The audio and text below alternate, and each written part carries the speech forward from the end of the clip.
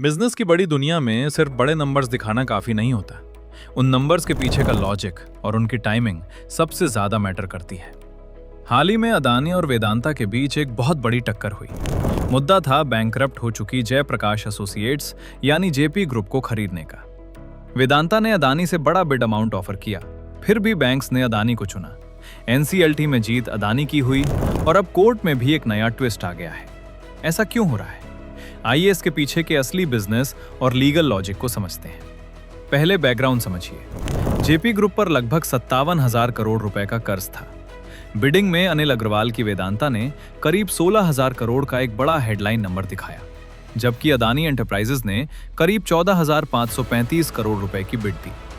Surface पर देखने में वेदांता का ऑफर बड़ा लग रहा था, लेकिन national asset reconstruction company NARCL और बाकी लेंडर्स की कमेटी ने 89% भारी मेजॉरिटी के साथ अदानी को अपना विनर चुना। इसका सबसे बड़ा और लॉजिकल रीजन था कैश इन हैंड। बैंक्स को लंबे वादे नहीं, जल्दी और सेफ रिकवरी चाहिए होती है। अदानी ने अपने ऑफर में से तुरंत 6,000 करोड़ रुपए अपफ्रंट कैश देने का वादा किया और बाकी का बचा हुआ पेमेंट सिर्फ 2 साल के अंदर क्लियर करने का सॉलिड प्लान दिया। वहीं दूसरी तरफ वेदांता का प्लान अपने पेमेंट्स को 5 साल तक स्ट्रेच कर रहा था। बिजनेस में टाइम वैल्यू ऑफ मनी बहुत मैटर करता है। आज हाथ में आए 6,000 करोड़ रुपए 5 साल बाद मिलने वाले पैसों से कहीं ज्यादा वैल्यूएबल और कम रिस्की होते हैं। जब वेदांता को हार दिखी तो उन्होंने अपना ऑफर बढ़ाने की कोशिश की, पर तब तक डेडलाइन निकल चुकी थी। नियम सबके लिए बराबर होते हैं। 17 मार्च को NCLT national company law tribunal ने वेदांता की अपील खारिज कर दी और अदानी के टेकओवर को लीगली अप्रूव कर दिया, ये कहते हुए कि बैंक्स का कमर्शियल विजडम सुप्रीम है। इसके बाद NCLT में हारने के बाद